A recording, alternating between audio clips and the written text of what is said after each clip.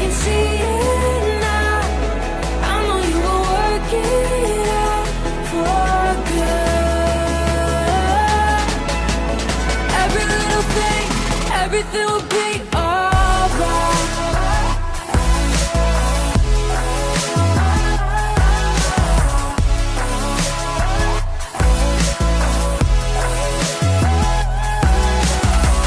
Behind the scenes and in the details, you plan the perfect way for me. Why would I dwell upon the road's uncertainties when all I gotta do is look to you? Yeah, all I gotta do is look to you. Every little thing's gonna be alright. Every little thing's gonna be just fine. Whether I can see it now, I know you will work it out for good. Every little thing, everything will be alright.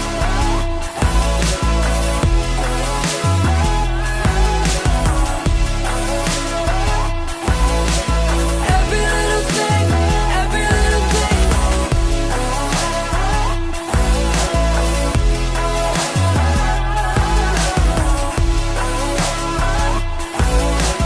Every little thing, everything will be alright. Hey God, I know you don't need no one to advise you. You probably do a better job running the world than I do. I just thought I'd remind you, I've been trying to find you. It feel like Satan working overtime, times two.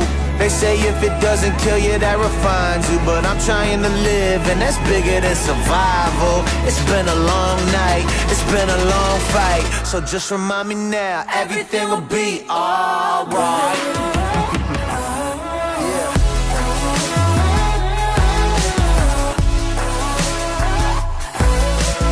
Every little thing, every little thing.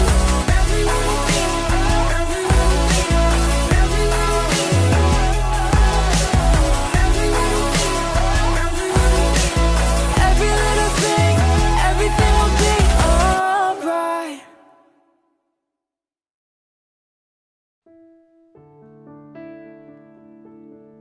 Halo semua, apa kabar kalian? Kita berjumpa lagi.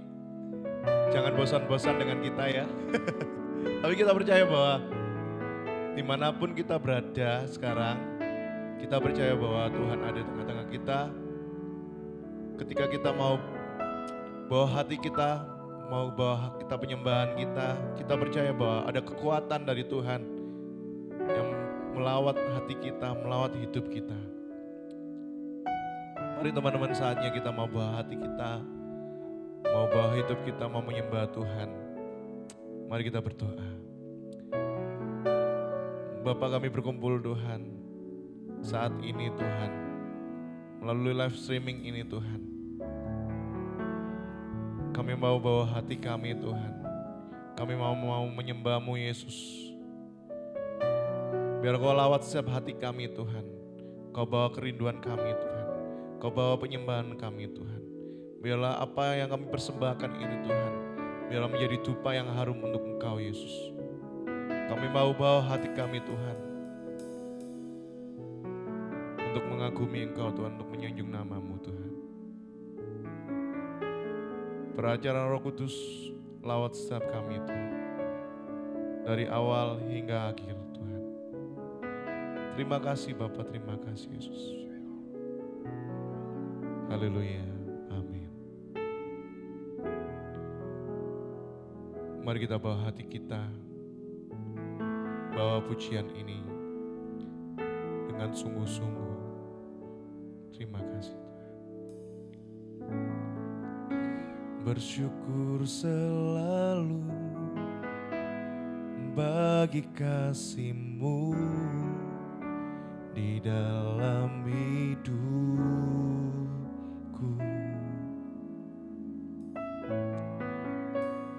Takkan ku ragu atas rencanamu untuk masa depanku.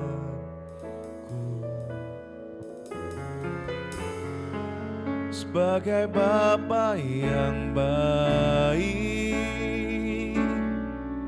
takkan pernah kau melupakanku. Sebagai Bapa yang sangat baik, takkan pernah kau meninggalkanku. Oh, ku kan menari dan bersuka karenamu, oh Yesusku, dan ku kan minum airmu sebagai rusa rindu. Selalu ku hidup dalammu dan hidupku di dalammu, oh Yesusku, kau sangat ku cinta.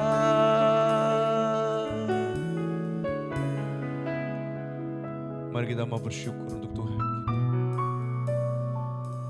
Terima kasih Tuhan.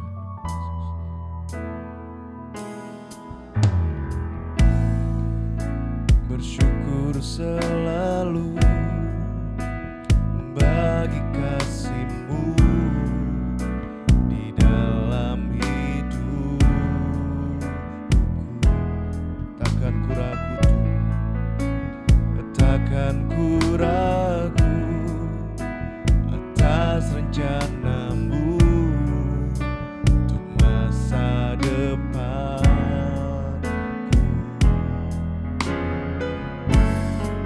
Sebagai Bapa yang baik,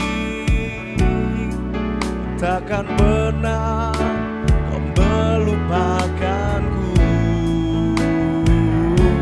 Sebagai Bapa yang sangat baik, oh, takkan pernah kau meninggalkanku. Oh, ku kan menari dan bersuka karenamu, oh Yesusku, dan ku kan minum airmu sebagai rusa rindu. Selalu ku hidup dalammu dan hidupku di dalammu, oh Yesusku.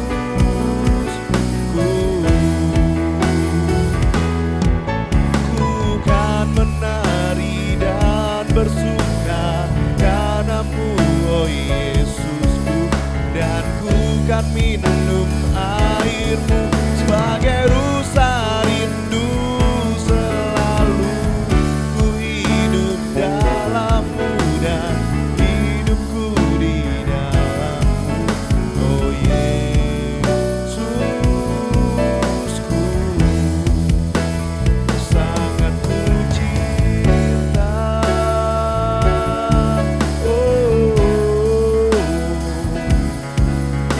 Oh Yesusku, kau sangat ku cinta.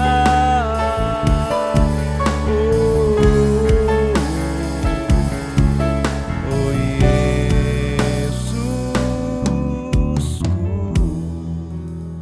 kau sangat ku cinta.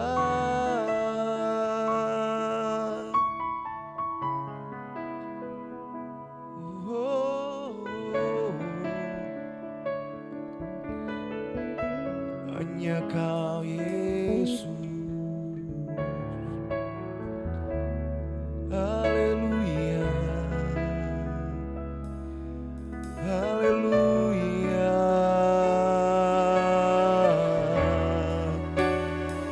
Kau yang ku cinta Tuhan. Oh,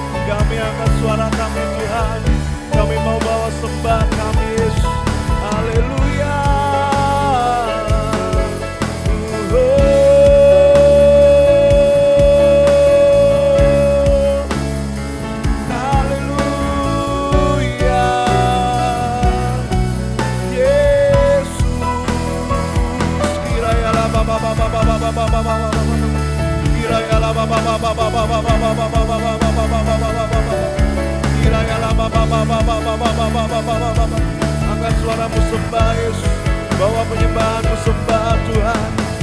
Haleluya Yesus.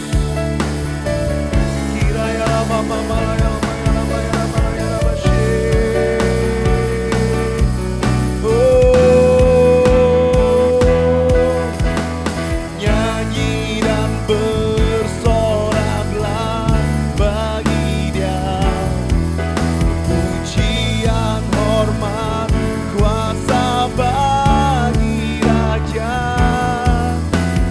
Gunung tunduk, laut bergelora, mendengar namamu.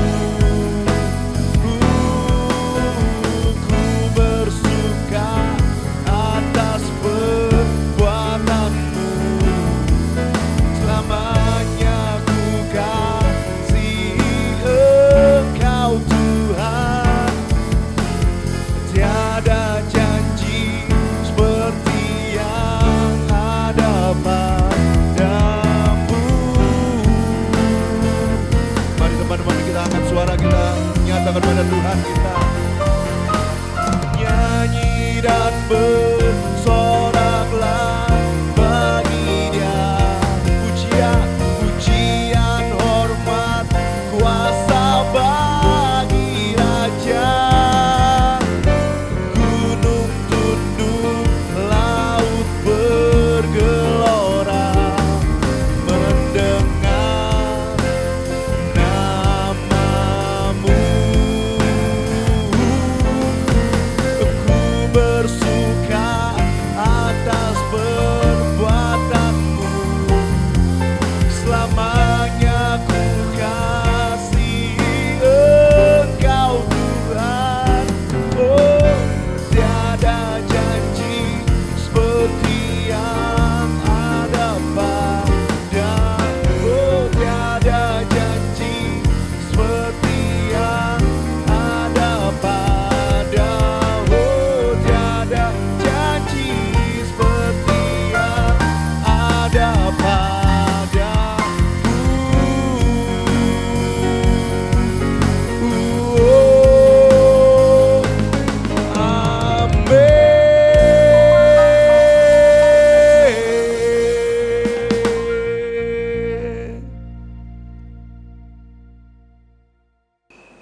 Shalom, senang sekali boleh berjumpa dengan kalian semuanya, orang-orang muda yang ada di Christ Nation Surabaya, maupun juga kalian semuanya, teman-teman muda yang lainnya yang mungkin juga bergabung dalam ibadah kita hari ini.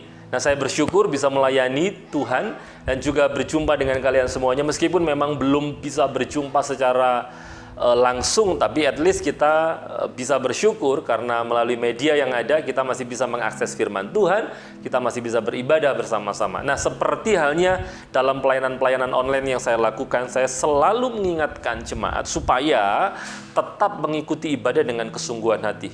Karena mau ibadah online atau onsite sebetulnya sama. Apa persamaannya? Yaitu ciptaan yang menghadap kepada Sang Penciptanya. Ciptaan yang sedang bersimpuh di bawah kaki Sang Penciptanya.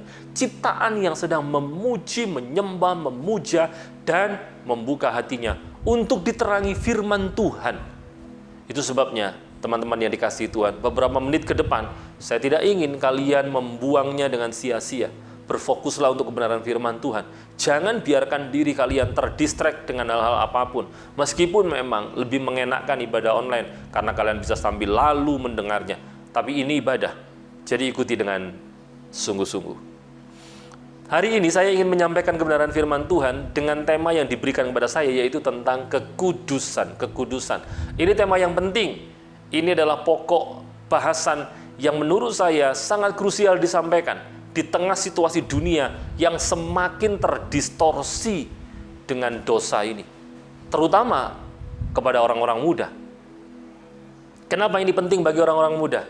Karena memang harus kita akui sebagai orang muda, kadang-kadang kita terlalu mudah menuruti hawa nafsu kita. Kadang-kadang kita kurang matang di dalam memikirkan hal-hal atau keputusan-keputusan kita yang akibatnya bisa mendistorsi kekudusan kita. Nah, hari ini kita akan sama-sama belajar, dan sepanjang khotbah ini kita hanya berfokus kepada 2 ayat yang penting dari 1 Petrus pasal yang pertama, ayat yang ke-15 dan ayat yang ke-16. Saya akan membacakannya bagi kalian. 1 Petrus pasal yang pertama, ayat 15 dan 16. Demikian bunyi firman Tuhan.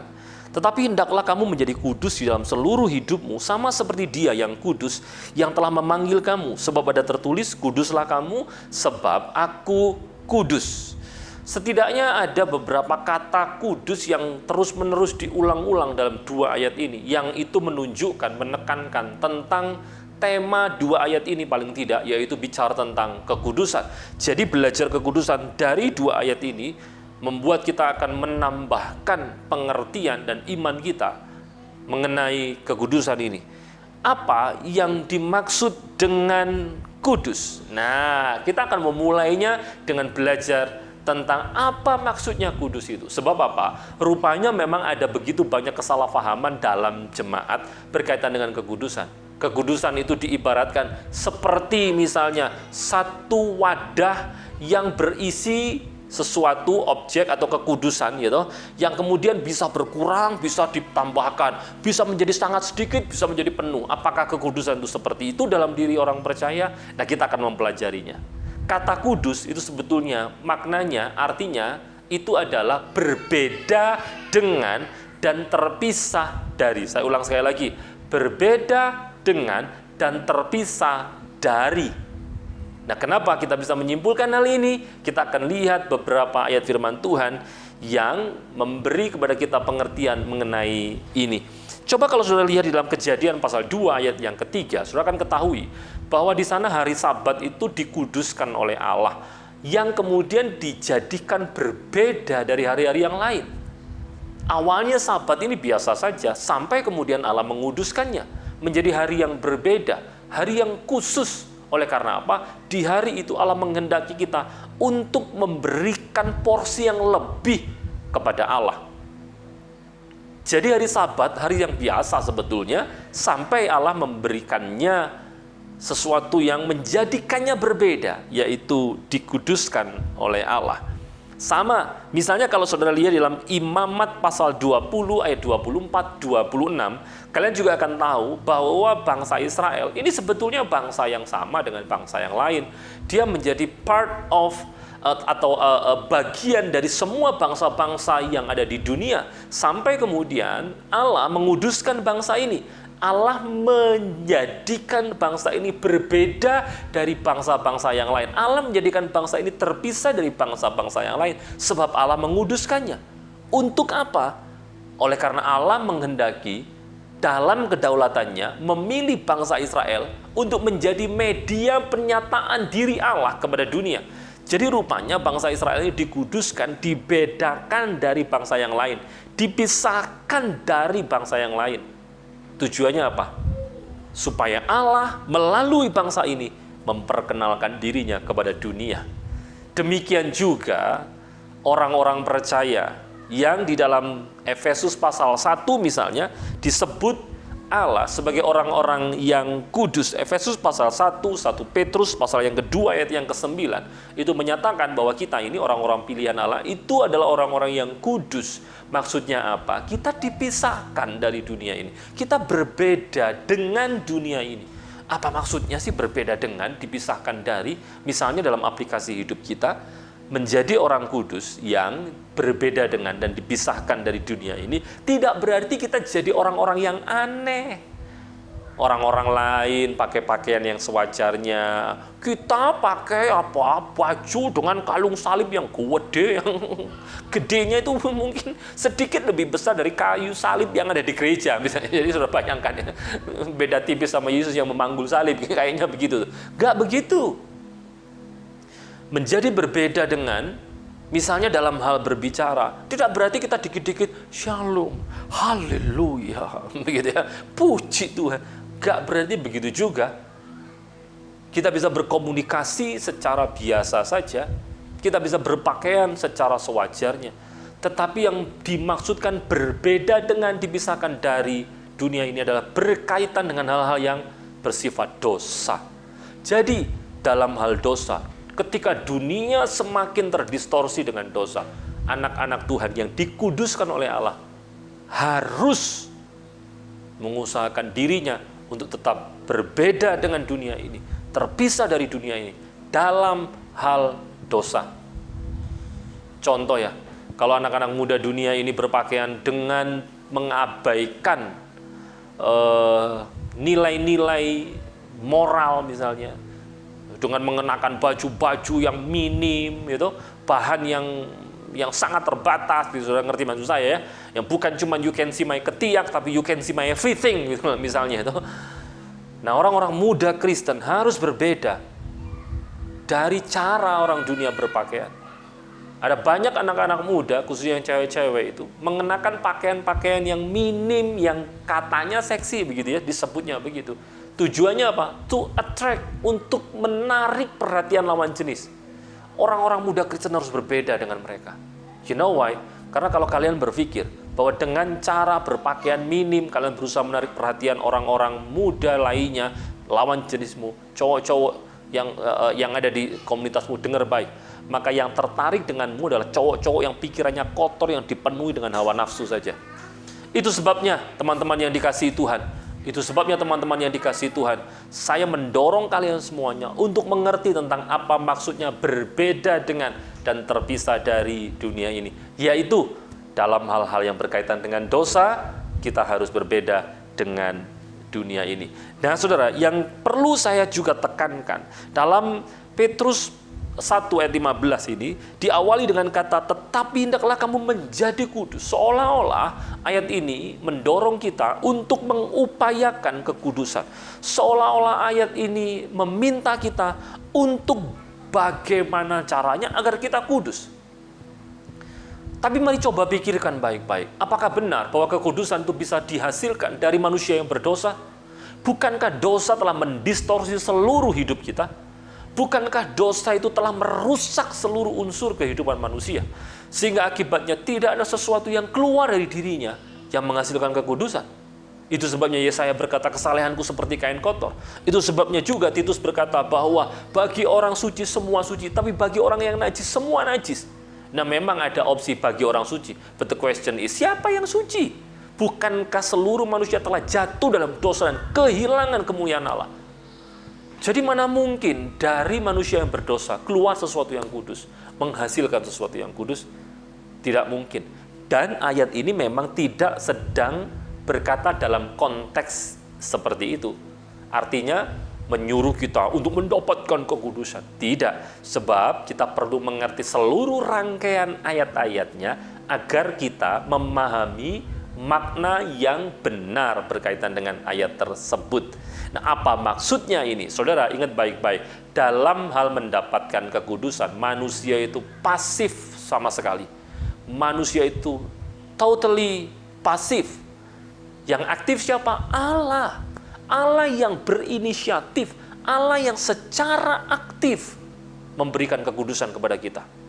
Ibrani pasal yang ke-13 ayat yang ke-12 memberi petunjuk kepada kita, meskipun ada begitu banyak ayat firman Tuhan yang menyampaikan bahwa kekudusan itu berasal daripada Allah. Tapi satu ayat ini memperjelas kepada kita semuanya bahwa dalam hal mendapatkan kekudusan, Allah lah yang aktif. Coba lihat Ibrani 13 ayat 12. Itu jugalah sebabnya Tuhan Yesus telah menderita di luar pintu gerbang untuk menguduskan umatnya dengan darahnya sendiri. Hanya melalui pengorbanan Kristus menghapus dosa kita, menyucikan kita, sehingga kita mendapatkan kekudusan. Lalu apa maksudnya? Kita disuruh supaya kita menjadi kudus. Nah, ini yang perlu kita mengerti.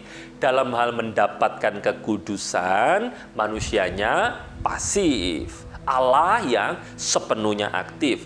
Tapi dalam hal menjaga kehidupan di dalam kekudusan Allah, disitulah manusia diminta untuk secara aktif terlibat. Saya ulang sekali lagi ya. Dalam hal mendapatkan kekudusan, manusianya pasif.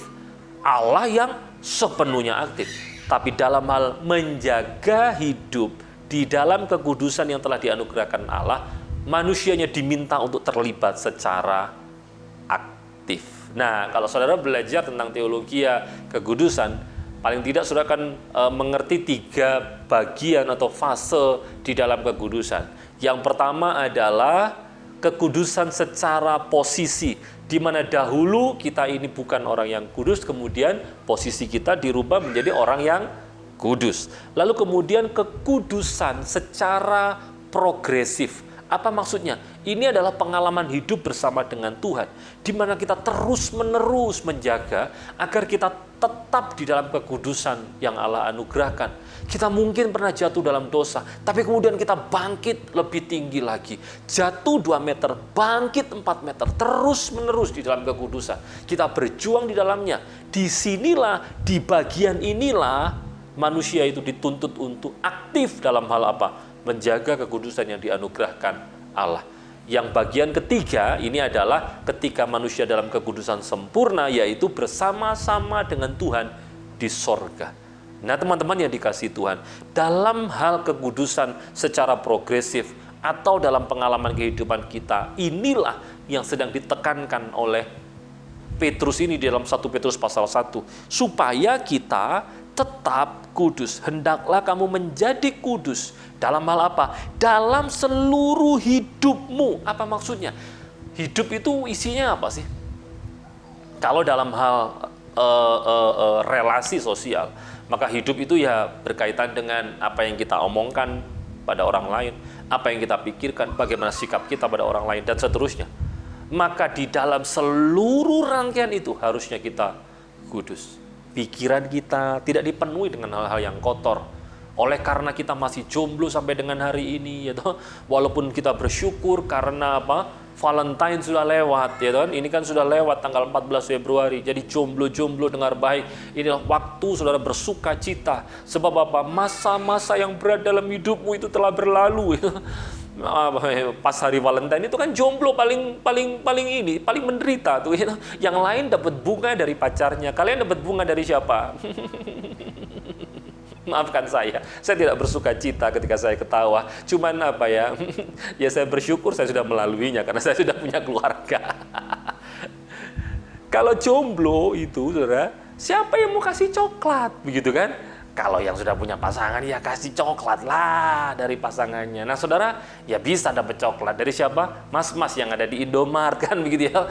Beli coklat Silver Queen dapat bunga tuh kalau apa? Valentine. Kalau kemarin mungkin promonya beli Silver Queen 1 dapat 1 gratis.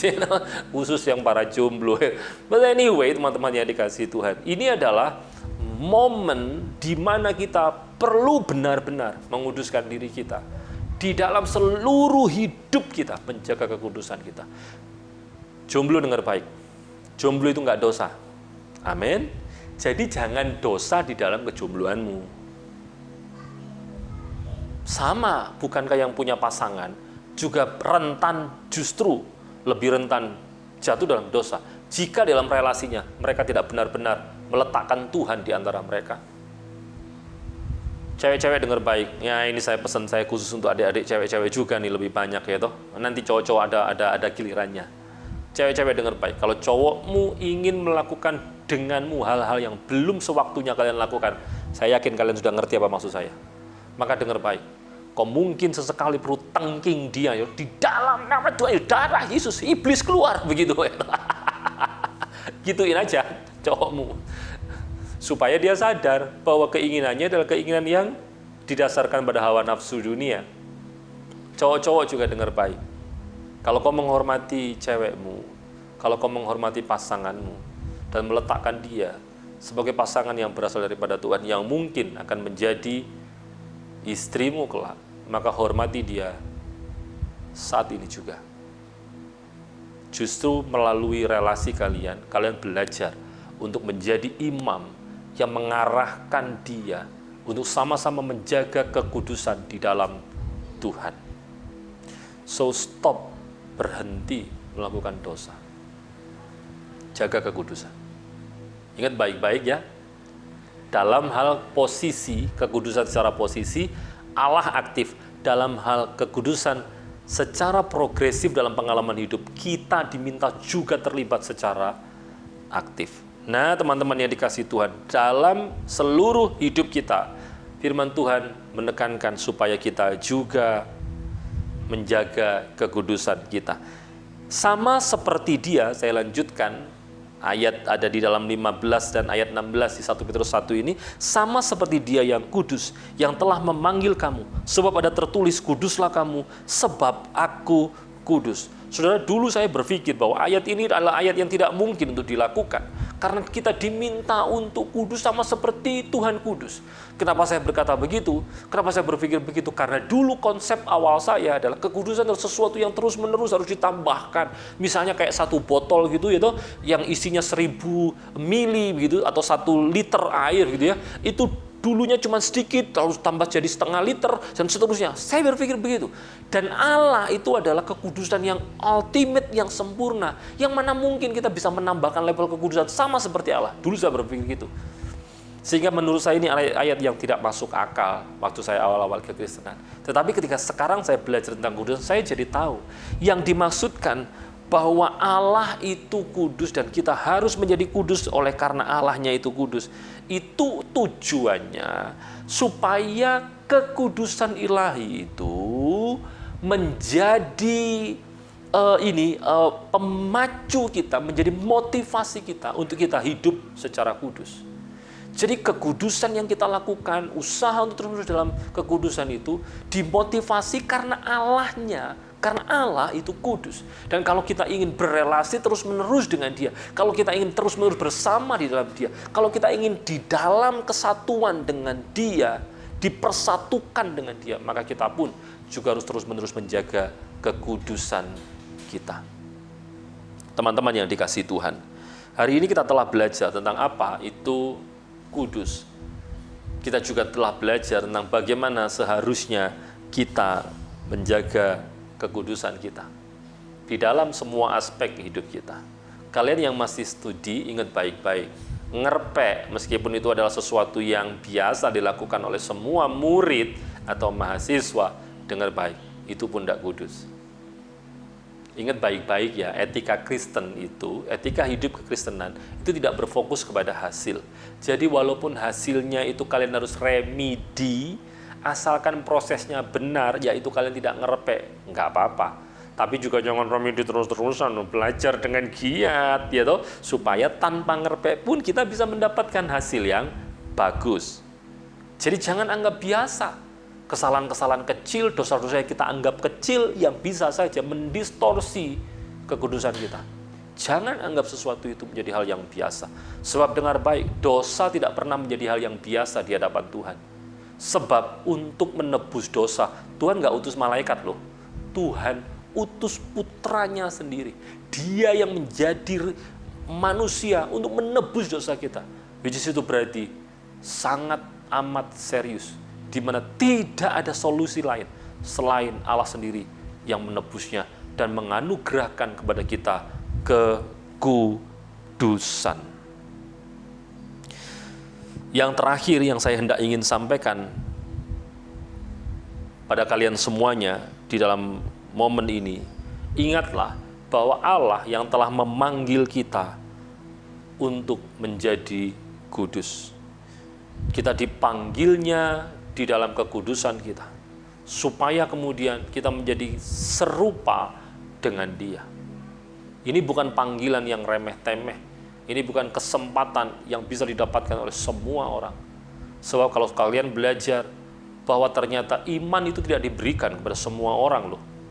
Orang-orang yang khusus, yang dipilih Allah, yang dikuduskan Allah, itu yang dianugerahkan iman kepada Dia. Kalau sudah demikian, maka pastikan, make sure bahwa setiap hal yang kalian lakukan adalah dilakukan untuk kemuliaan Allah, menjaga kekudusan hidup saudara, dan menghargai pengorbanan Tuhan Yesus yang telah menguduskan kita semuanya. Saya berdoa kiranya firman ini memberkati kalian semuanya, mendorong kalian untuk benar-benar hidup kudus di dalam Tuhan. Bersyukurlah, karena bukan karena usaha kita bisa kudus. Sebab kita tidak mungkin bisa kudus berdasarkan usaha kita.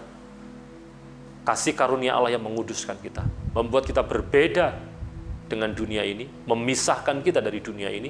Jangan menjadi serupa dengan dunia ini. Semuanya itu oleh karena penebusan Tuhan Yesus. Itu sebabnya jagai kekudusan yang telah dianugerahkan Tuhan. Ingat baik-baik, kita berandil banyak, kita harus berinisiatif banyak dalam hal menjaga kekudusan. Jika mata kirimu membawamu ke dalam dosa, congkellah, lebih baik hanya dengan satu mata kanan. Yang penting kita selamat di surga. Bukankah ayat itu adalah ayat yang benar-benar membuat kita harus waspada untuk kita terus-menerus dengan semaksimal mungkin menjaga kekudusan kita.